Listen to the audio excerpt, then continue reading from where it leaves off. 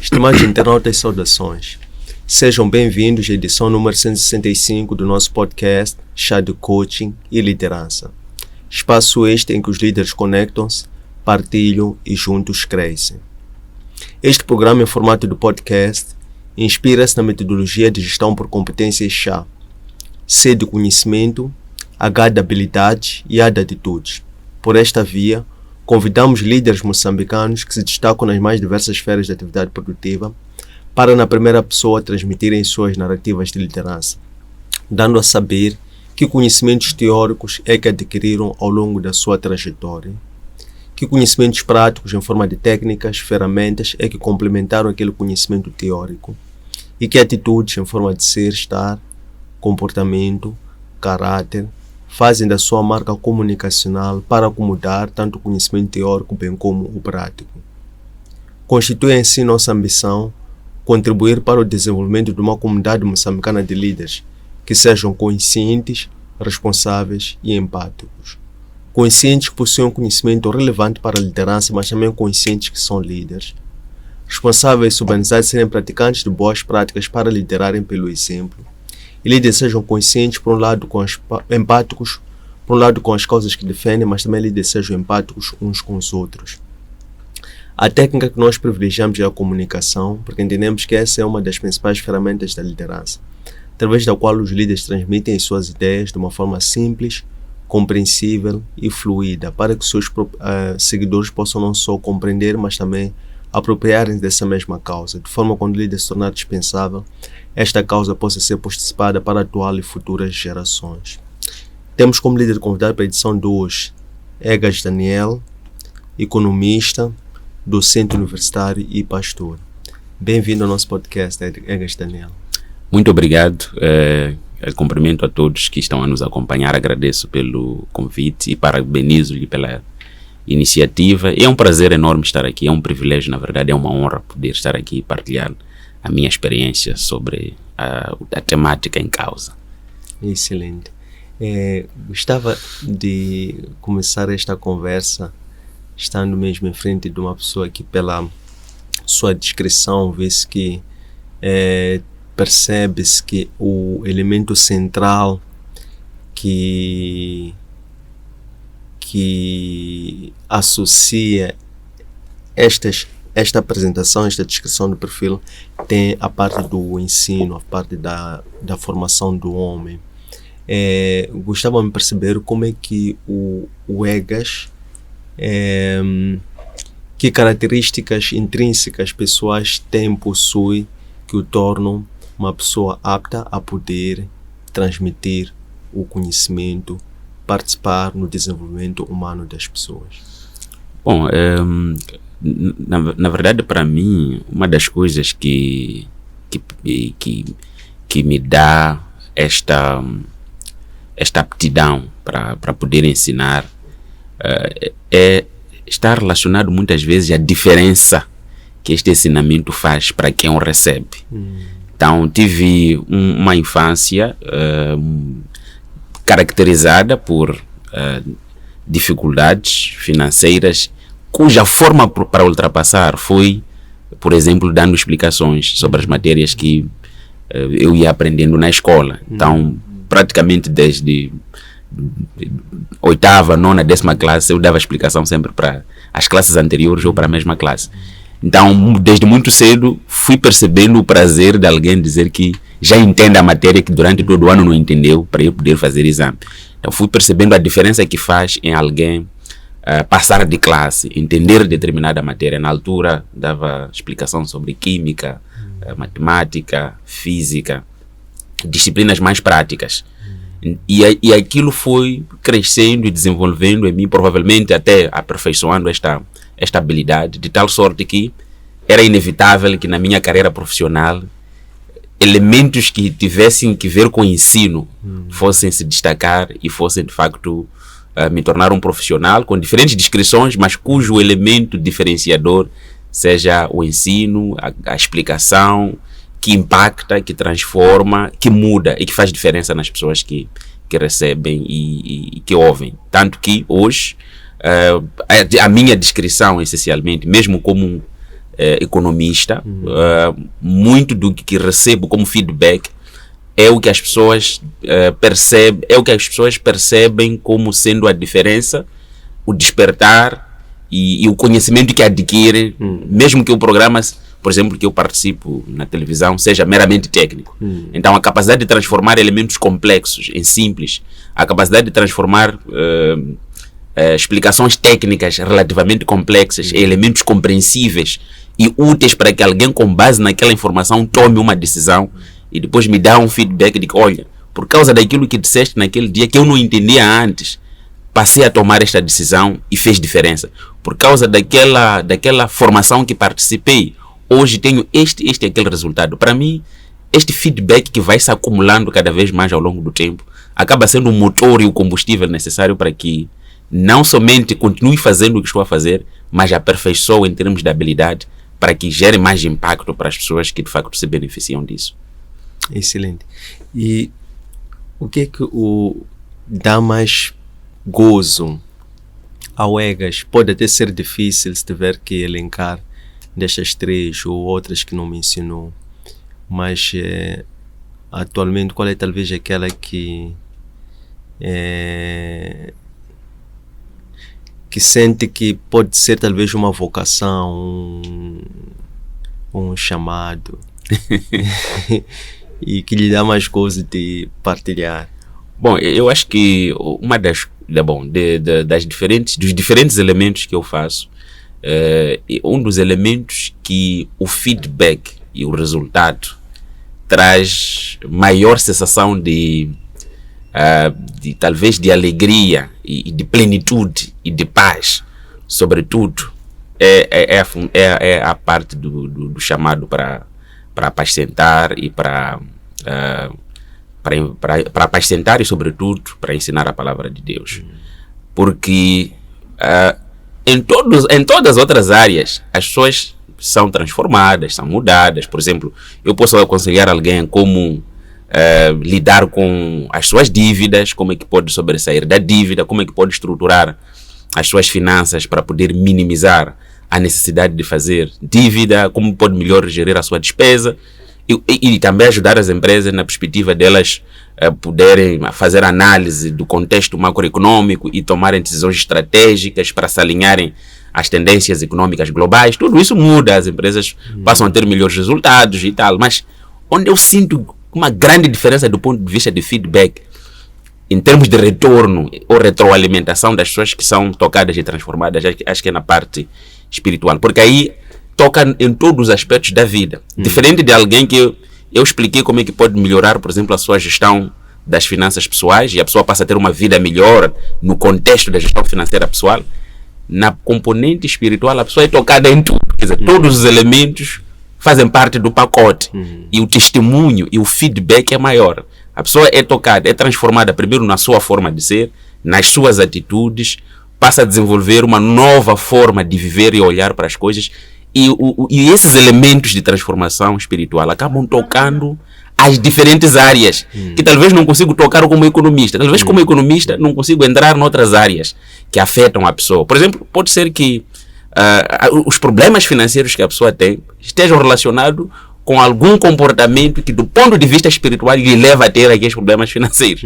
Então talvez a mim há uma limitação como economista eu dar uma diretriz para que a pessoa sobressaia daquilo. Talvez quando muito posso dar todos os elementos técnicos, mas não toco talvez na raiz do problema. Mas mas este outro lado, esta última parte do chamado, ela toca em todas as áreas.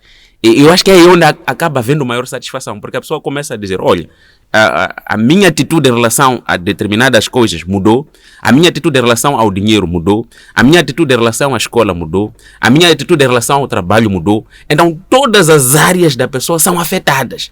E acho que este feedback acaba sendo mais prazeroso, acaba trazendo maior plenitude do que apenas uma parte da área da pessoa, uma parte da área da vida da pessoa. Muito interessante e profundo. E como é que transporta esta metodologia de impactação a nível espiritual? Nós sabemos que a palavra de Deus ela tem o poder de entranhar, tocar até as entranhas e discernir. sentimentos, desejos. Como é que transporta esta impactação em termos de transformação interior quando vai, por exemplo, fazer este ensino, este trabalho das pessoas no ambiente, por exemplo, técnico? Como é que faz esta conversão e adaptação? Vamos lá. Bom, na verdade é uma coisa interessante porque no seu agir técnico, apesar de aparentemente, porque é o que aparentemente para muitos é uma pessoa que, pronto, deve se preparar muito, deve ler deve ler muitos livros de economia, por exemplo, é que algumas pessoas dizem, mas não acho que seja isso, ou deve pesquisar muito, mas há uma parte oculta, e como sempre, as coisas que você faz no oculto acabam sendo compensadas e se evidenciando em público. Então, embora eu saiba que este elemento é puramente técnico, vamos lá supor que vou dar uma palestra ou vou a um programa televisivo com um tema muito polêmico, mas que tem um cariz técnico e pode ter também um cariz político polêmico, que eu sei que qualquer escorregadio na minha abordagem pode trazer confusão nas pessoas. E pode ser uma palestra que de facto tem a ver com finanças pessoais, ou pode ser um ensino normal, no dia a dia, em aulas. Então, uma das coisas que eu sempre coloco na minha locução, e porque eu sei que sou um ser que pode e está exposto a cometer erros, é colocar tudo nas mãos de Deus. Aquilo que eu vou falar, eu tenho que assegurar que tudo que eu vou falar seja para construir e não para destruir. Eu tenho que assegurar que, independentemente, é assunto técnico, é ensino profissional, é palestra, é abordagem técnica sobre um assunto econômico, a convicção que tenho que carregar é de que Deus vai me capacitar o suficiente para qualquer abordagem que eu trouxer seja construtiva. É por isso que podes pegar todos os meus vídeos, por mais técnico que seja e por mais polêmico que o assunto seja, é de encontrar, pela graça de Deus e pela capacidade e pela oração que faço para que seja assim, há de encontrar uma abordagem construtiva em relação a este assunto. Então, este é o diferencial. E porque o lado do ensino acompanha, então sempre que abordo qualquer assunto técnico, complexo, polêmico, seja qual for, então acaba o lado da didática e da instrução, ela acaba sobressaindo. E este lado acaba sufocando os demais, ou seja, acaba sendo construtivo, porque ao mesmo tempo que estou a fazer uma análise técnica, há uma parte didática que acompanha, que é natural. E isso acaba de facto trazendo o diferencial e impacto para as pessoas que ouvem, seja um aspecto individual, seja um aspecto para o país em termos de política econômica, seja um aspecto até no âmbito do ensino para transformar a forma como o estudante olha para o assunto, e em todas as áreas assim sucessivamente. Então, eu acredito que o lado de economista, o lado de docente universitário, ele carrega em si este lado espiritual que consubstancia e é o fundamento principal para que o elemento de ajuda ao outro, o elemento de construção do outro, o elemento de impacto para o outro acaba se manifestando. Porque traz consigo essas bases espirituais que, na verdade, se resumem em viver para ajudar os outros. Quer dizer, o motivo de você estar vivo é que alguma coisa você está para servir. O motivo de você estar vivo é para servir aos outros. O motivo de você estar vivo é para fazer alguma diferença no mundo. Se você está vivo, significa que há alguma coisa que através de si alguém poderá ser impactado. É profundo. Qual é, assim, algum temperamento, digamos que, algum defeito que teve desde cedo, desde que começou a adquirir a consciência de si próprio? Uma vez que nós adquirimos os nossos defeitos como uma herança genética dos nossos antepassados, qual é, assim, algum defeito no seu temperamento que, pela graça do Espírito Santo, trabalhou nos dias de hoje e tornou-se uma forma de de testemunhar o Evangelho.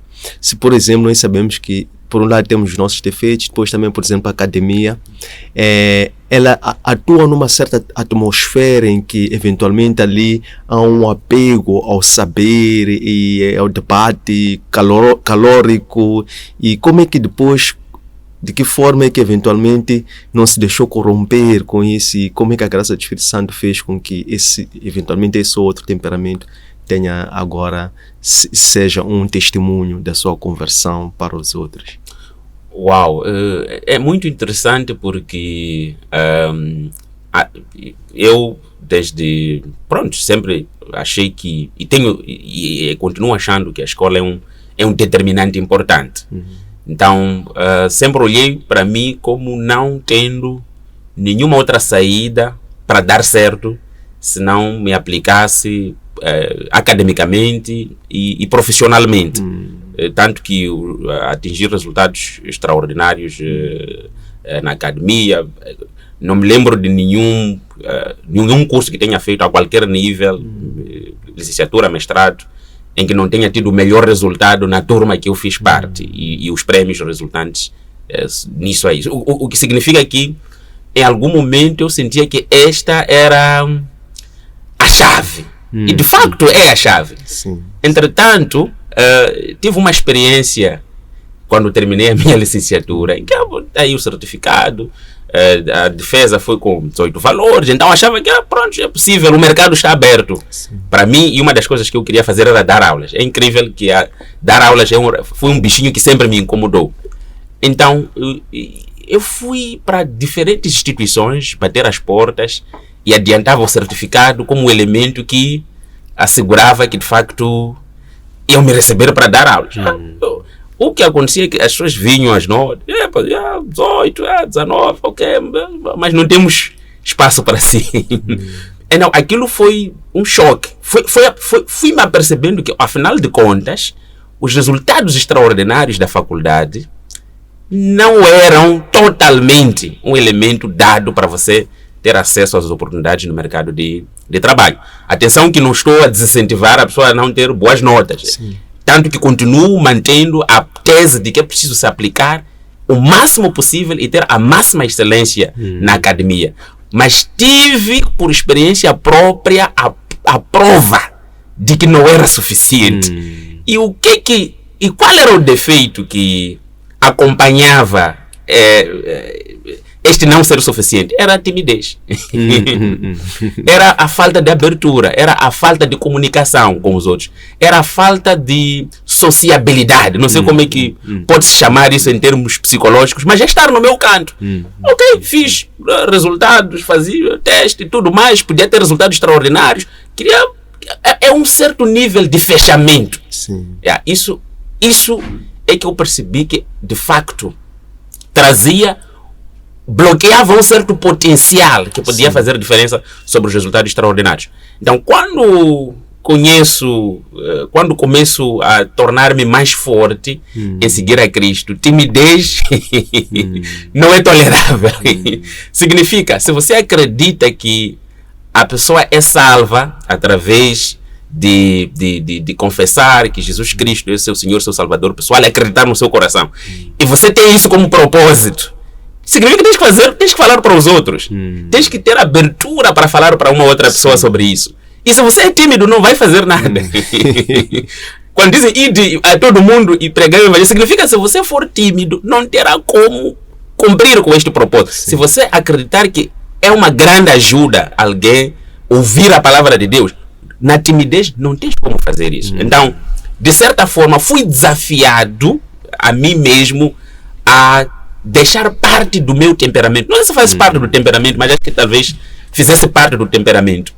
Fui desafiado a parar e a deixar de ter receio de falar com pessoas, ter receio de falar de certas coisas, ter receio de abordar as pessoas. Fui obrigado, pelo que eu acredito, as minhas convicções passaram a me obrigar eu a enterrar este lado. E é aí onde todas as outras coisas vieram. Provavelmente não faria nenhuma análise econômica pública na minha condição inicial, com 18 valores, com 17, seja qual for a nota, não teria como fazer diferença em termos de comunicação econômica para ninguém. 2, provavelmente mesmo na própria lecionação.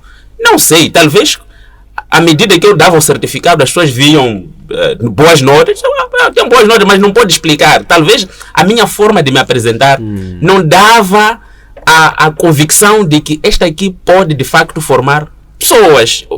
Por causa deste elemento de timidez, de fechamento, de estar no meu canto, de fleumatismo e de baixa sociabilidade. Então, eu acho que este foi o valor acrescentado que a palavra de Deus me trouxe, me desafiou. E agora vejo que, de facto, o deixar para trás essa timidez é que fez toda a diferença. É que fez toda a diferença, tanto que tudo quanto faço, ou grande parte do que eu faço, a timidez não tolera.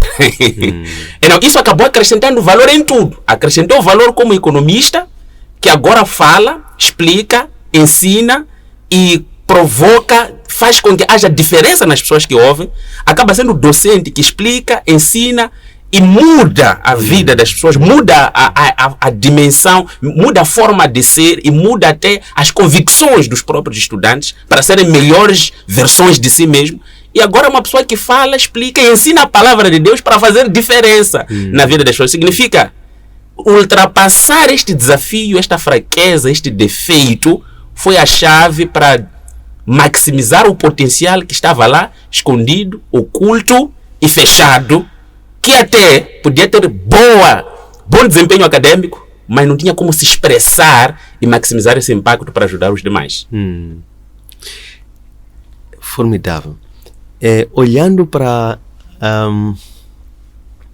nossa realidade contextual e as designações então que vão sendo atribuídas a nível da nomenclatura econômica, país do terceiro mundo, subdesenvolvido, já por si encerra uma certa inferiorização, e isso até acaba por se materializar na forma como nós concebemos e nos posicionamos na relação econômica com o resto do mundo e o nosso posicionamento enquanto país. Como é que pensa que nós podemos ser de potencial, mas diz o potencial, como é que podemos ser do potencial sob o ponto de vista de mentalidade, né?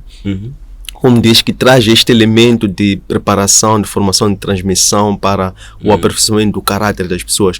Como é que a comunicação tem estado a levar e mais de outras pessoas que podem entender, que podem também participar neste processo, pode ser vital para se mudar essa mentalidade, de forma a transformarmos o potencial, que já se fala, é um discurso de séculos, e passar a ser algo real. Bom, uma das coisas que é verdade e sucede muitas vezes é que aquilo que te dizem que você é e você acredita que acaba se tornando aquilo. Então, a narrativa de que somos o país mais pobre do mundo, quanto mais se repete esta narrativa, acreditamos nisso e acabamos sendo isso. Você não vai ser aquilo que não acredita. O Moçambique não vai se transformar num país desenvolvido ou rico em termos monetários, pujante, com maior qualidade de vida, enquanto continuamos acreditando e repetindo a narrativa de que somos o país mais pobre do mundo, o país menos desenvolvido, o país do terceiro mundo. Então, primeiro é a narrativa, a mentalidade é assim. Olha, se eu crescesse e me dissesse, você é tímido, permanece tímido, você é pobre, permanece pobre, certamente que até a motivação para buscar quebrar isso ia ser muito complicado. Eu acho que esta é a primeira coisa, é a narrativa e a mentalidade que muitos de nós carregamos e acreditamos ser. Então nós agimos para confirmar aquilo que nós acreditamos. Então, no dia a dia eu acordo para confirmar que sou pobre, para confirmar que sou o país mais pobre do mundo. Eu acordo para implementar políticas que perpetuam a pobreza. Eu acordo para implementar e aprovar políticas que perpetuam a dependência. Que na verdade é a consequência de nós considerarmos que somos o país mais pobre do mundo. Qual é a consequência direta da mentalidade subalterna. Atenção que são os outros que dizem que somos pobres. E nós repetimos e acreditamos, então agimos de forma consistente para confirmar esta pobreza. Então, qual é a consequência direta disso? É a dependência em todos os sentidos. Significa, a partir do momento que eu acredito que sou um país pobre, então para qualquer coisa que eu quiser fazer, eu vou querer que o outro me ajude. Então aparece então o síndrome da ajuda externa como um elemento que caracteriza a trajetória do nosso país ao longo da sua história pós-independência. Então nós acreditamos que para as coisas mudarem em Moçambique, os outros é que têm que nos ajudar. A responsabilidade de implementar políticas transformadoras está nos outros. Que quando fazemos dívida, esperamos que outros nos perdoem. Quando queremos implementar até políticas de combate à pobreza, esperamos que os outros nos ajudem. Então, enquanto, primeiro, reproduzirmos a mentalidade de que somos pobres, e segundo, a consequência dessa mentalidade, buscar ajuda e depender da ajuda para sairmos da pobreza, então a consequência vai ser o ciclo de reprodução da pobreza. Por quê? Porque do ponto de vista científico, está provado que não tens muitos países, ou senão não tens quase nenhum país onde a dependência foi um elemento que o fez sair da pobreza. E a dependência se manifesta sob forma de ajuda externa. É incrível e nós temos que acreditar nisso. Nós ajudamos os outros para que os outros melhorem. Mas talvez não tenho certeza que os outros nos ajudam para sermos melhores que eles. E nós estamos num contexto global, numa economia global. A arquitetura institucional, as finanças internacionais, o sistema financeiro internacional foi montado pelos países mais desenvolvidos. E a sua arquitetura, as suas regras estão montadas provavelmente para satisfazer os interesses das pessoas que montaram essas instituições. Então nós não podemos acreditar totalmente, cegamente, que as instituições internacionais de ajuda ao desenvolvimento estão 100% interessadas que nós sejamos mais competitivos na nossa produção industrial e econômica. Então, se começarmos a pôr em causa a narrativa de que somos um país do terceiro mundo, somos um país pobre e, portanto, temos que ser dependentes na ajuda externa, ajuda ao desenvolvimento, para tudo precisamos de ajuda, a Ciclone ajuda, para a saúde precisamos de ajuda, para a educação, comprar livros, imprimir livros, dependemos do Banco Mundial, para construir nossa estrada precisamos de instituições internacionais para nos ajudar. Enquanto nós reproduzimos e mantermos essa mentalidade, então estaremos reféns àquilo que não sabemos que é a agenda das instituições internacionais. Não digo agenda, falo da agenda geral ou da agenda oculta que nós não sabemos, mas pelo menos para prevenir isso, tal como fazia referência, precisamos mudar essa mentalidade. As coisas mais importantes da minha casa não pode ser meu vizinho a pagar para mim, senão ele vai provavelmente colocar produtos que eu deva comprar para minha casa que fazem parte da loja que ele vende, provavelmente. Então, ele vai sempre me apoiar naquilo que no fim lhe beneficia. Ele sempre vai me apoiar não para que eu seja melhor que ele, mas para que eu continue fazendo aquilo que lhe mantém numa posição melhor do que a minha. Então nós temos que estar céticos. Não estou a dizer temos que cortar relações, temos que... Não. Existem teorias de conspiração. Não é isso. Atenção que não é isso que estou a dizer. Eu estou a dizer que nós temos que liderar o nosso processo de desenvolvimento de tal sorte que quem nos ajuda seja um complemento, mas não seja o elemento principal para o nosso desenvolvimento. Excelente. Como é que o EGAS mantém esta visão assim incólume? Qual é o trabalho que faz para não se corromper e para não eventualmente comercializar esta pureza de percepção, esta opinião própria que tem enquanto um pensador, enquanto um economista, enquanto alguém que está preparado para resolver problemas, vamos lá, multidimensionais, não é? Como é que se preserva para não se deixar contaminar? Bom, o primeiro elemento eu acho que seria mesmo não se deixar contaminar. Não se deixar contaminar, talvez pelos diferentes meios e contextos onde nós estamos inseridos, pelas diferentes atrações que podem surgir ao longo do nosso processo. Por exemplo, você pode estar a trabalhar numa instituição internacional E por via disso, e por via disso, por acaso, faço pesquisa para instituições internacionais, faço gestão de pesquisa para instituições internacionais, de diferentes formas, tal como fiz referência antes do início do programa. Mas é garantir que o fato de você, por exemplo, depender, de certa forma, mesmo que seja financeiramente, de um contexto que provavelmente acredita numa certa linhagem que é contrária à sua em termos de visão de desenvolvimento, o dinheiro não seja o elemento que muda a sua opinião. Eu acho que esta é a parte mais importante. Aquilo que você acredita, aquela que é a sua convicção, baseado na sua experiência, baseado na sua leitura e na sua interpretação do mundo, não mude em função dos valores que lhe são atribuídos. E para tal, os princípios devem ser de facto fortes. Os princípios, os valores devem estar acima de questões monetárias. Não é hoje porque te contrataram como uma instituição internacional e te pagam milhares de dólares, já mudaste de opinião em relação a um determinado assunto, ou qualquer outra instituição, podia ser nacional, que defende certo tipo de valores, e você muda em função de quem te paga mais. Eu acho que esta é a parte mais importante, que ajuda a manter as convicções que nós temos em relação a determinados aspectos. Que nós não tenhamos um preço que quebre os nossos valores, que o preço não supere o nosso valor. Não podemos dar algum preço ou determinar algum nível monetário capaz de corromper e distorcer aqueles que são os nossos valores basilares. Valor é preço vezes quantidade. Significa que o valor deve estar acima do preço. Então, quando o preço está acima do valor que você tem em relação a um determinado assunto, não significa que talvez nunca foi o seu valor aquele elemento em particular. Excelente. Qual é o propósito de vida do líder Egas?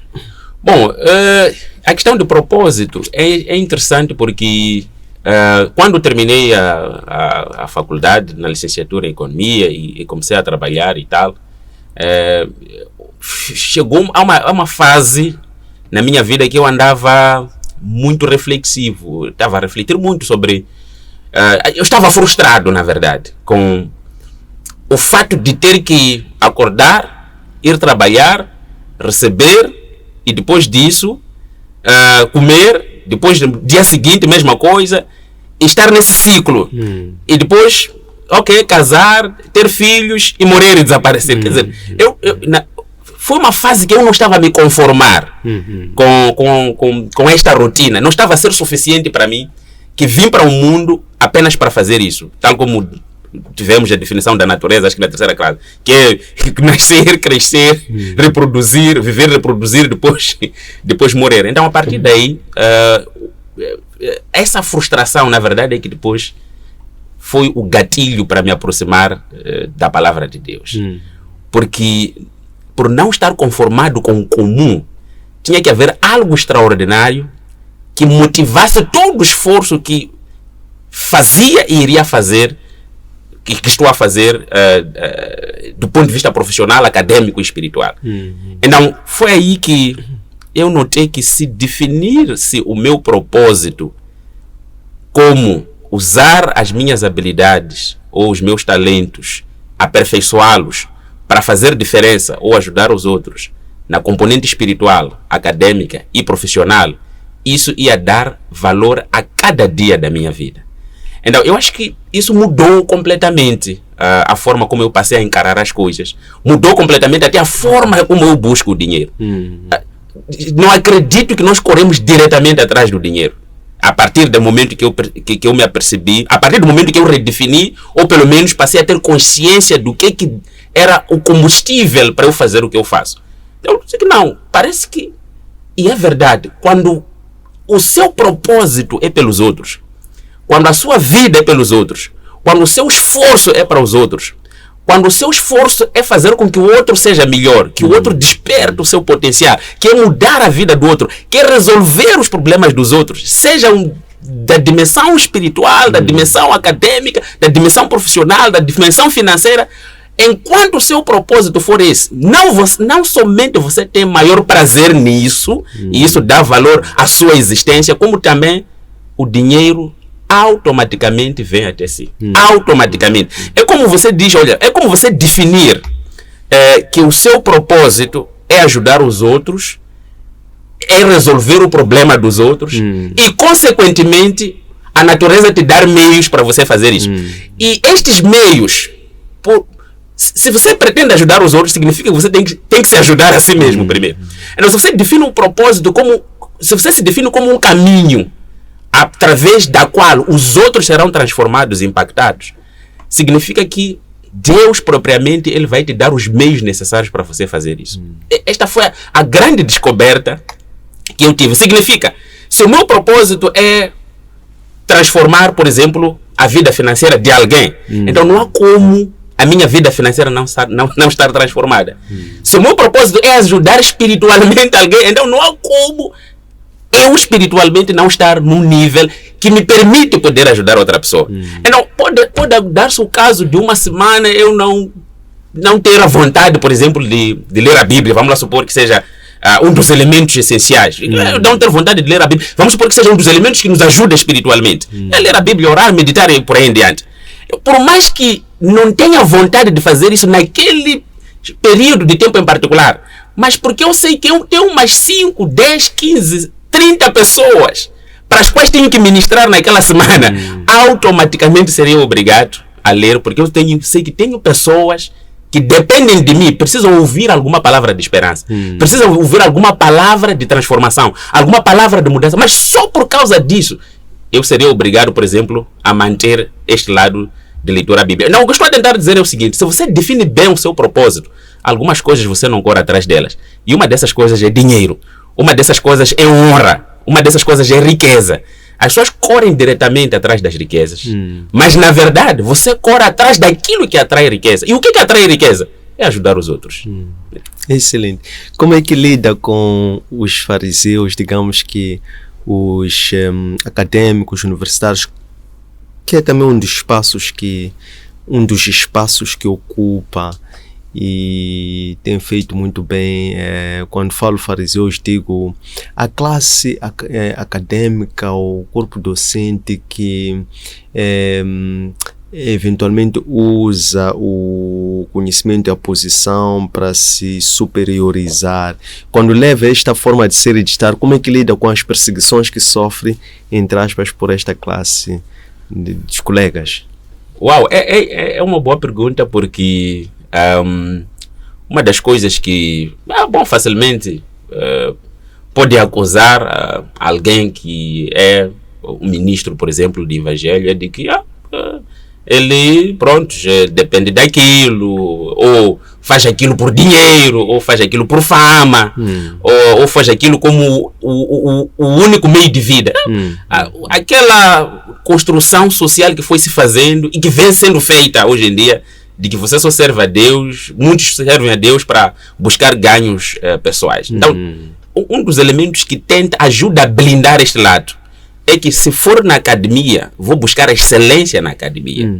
Excelência que permita mostrar que, se é para discutir aspectos técnicos econômicos, vamos discutir na tecnicidade econômica. E isso não me impede de também ser alguém que acredita na palavra. Ou seja, o fato de buscar excelência na academia, discutir os aspectos técnicos com a tecnicidade necessária, por exemplo, na academia, ajuda, de certa forma, a pessoa a perceber que, olha, ele não está, por exemplo, a se entregar na palavra, no evangelho, por necessidade, ou por falta de opção, ou porque não entende bem essa área aqui, não entende de ciência, é por isso que está a buscar refúgio. Então, o simples fato de dizer, olha, fiz a licenciatura em economia com distinção, fiz o mestrado também com distinção, estou a fazer o doutoramento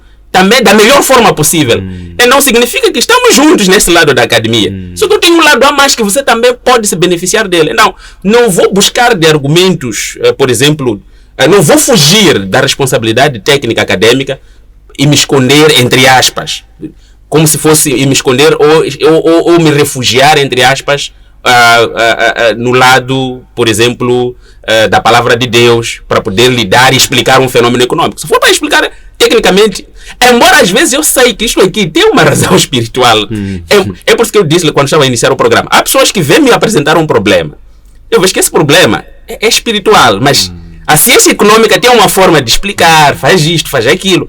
Eu dou toda a explicação técnica necessária, o problema é amenizado, mas porque a raiz é espiritual, ele acaba se manifestando novamente. Eu sei disso, podia até falar para a pessoa e tal, mas de certa forma nem sempre tenho a oportunidade e o espaço para trazer os elementos que não fazem parte da tecnicidade acadêmica, porque estamos no contexto acadêmico, estamos a discutir coisas tecnicamente, estamos a usar artigos científicos, estamos a usar estudos, estamos a usar teorias, estamos a usar leis científicas. Então lá neste campo, tecnicamente e de forma excelente, vou buscar esses argumentos para poder, de facto, argumentar. Às vezes, mesmo sabendo que há uma razão, infelizmente, certas vezes é aquilo que eu fiz referência, acabo não conseguindo apoiar totalmente a pessoa, porque não tenho como. A única pessoa que posso dar o apoio total em todas as dimensões é quem, de facto, está ligado a mim espiritualmente, porque o impacto vai ser transversal.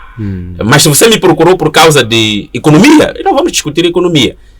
E se você me procurou por causa de finanças, então vamos discutir as finanças. E pronto, se você me procura do outro lado, então lá também posso trazer tudo o que é necessário para poder, de facto, resolver o problema. Mas eu sei, acredito e tenho convicção de que o lado espiritual é o maior determinante.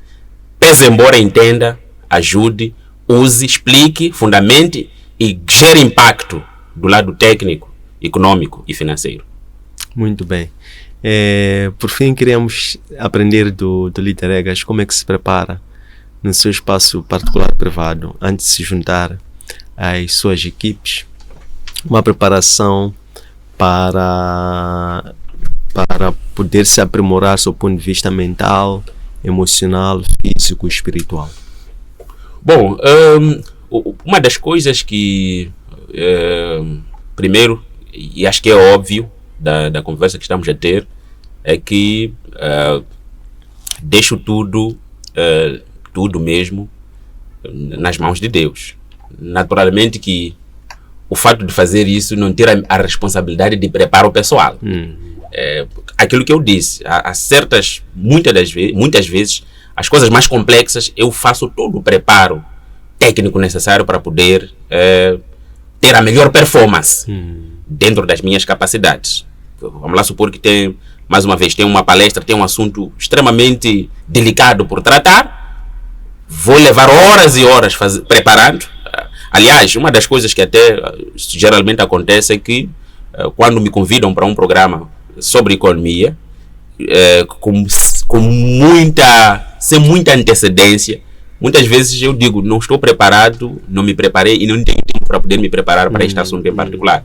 É uma das coisas que me ajuda a manter a consistência. Porque se eu aceitasse tudo a qualquer hora, depois poderia ter, de facto, consequências não boas naquilo que é a minha consistência e aquilo que as pessoas esperam e aquilo e o efeito que as pessoas têm, por exemplo, sobre a análise que eu vou fazer. Então significa, não, embora tenha todo o preparo técnico necessário, leitura, pesquisa, depois deixo tudo nas mãos de Deus, porque tudo pode acontecer.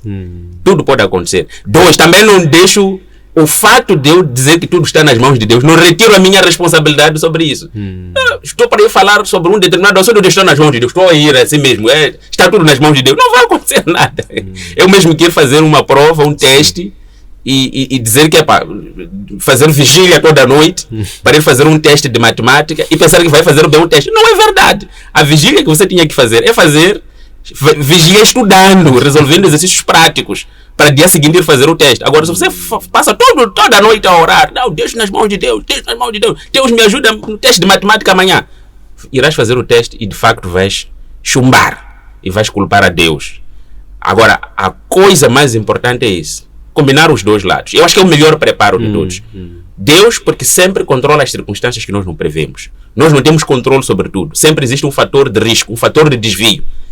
Individualmente preparar-se para lidar com os aspectos técnicos. Porque ele não vai se preparar no seu lugar. Ele não vai te ensinar os conceitos que você precisa dominar para ir tratar um assunto. Você que tem que correr atrás. Você que tem que buscar esses conceitos. Você que tem que aperfeiçoar esses conceitos práticos, teóricos, para ir abordar bem determinado assunto. Mas, acima de tudo, deixa nas mãos dele, para que naquele momento, ele te guie, mais uma vez, na minha perspectiva, para que tudo que eu fale tenha uma perspectiva construtiva e que mude alguma coisa, impacte alguma coisa, transforme as pessoas, transforme o país, mude a mentalidade das pessoas e no fim todos quinhoarmos os ganhos advenientes desta comunicação, deste ensino ou qualquer coisa profissional que eu exerça. Excelente. Queremos agradecer este delicioso chá de liderança que nos serviu. Aproveitamos o ensejo para desejar muito bom ano, que o Criador continue a fazê-lo um vaso de uso nobre, derrame incessantemente o seu azeite sobre si para que continue a levar a sabedoria inspirada pelo Espírito Santo para esses palcos difíceis que tem estado a galgar, nomeadamente o mundo secular, a área da ciência, a área de consultoria, a área do empresariado, por aí em diante. Muito obrigado e mais uma vez agradecer pelo convite. É sempre um prazer poder estar aqui e partilhar e mais uma vez congratular-lhe pela iniciativa. E muito obrigado mais uma vez. Obrigado.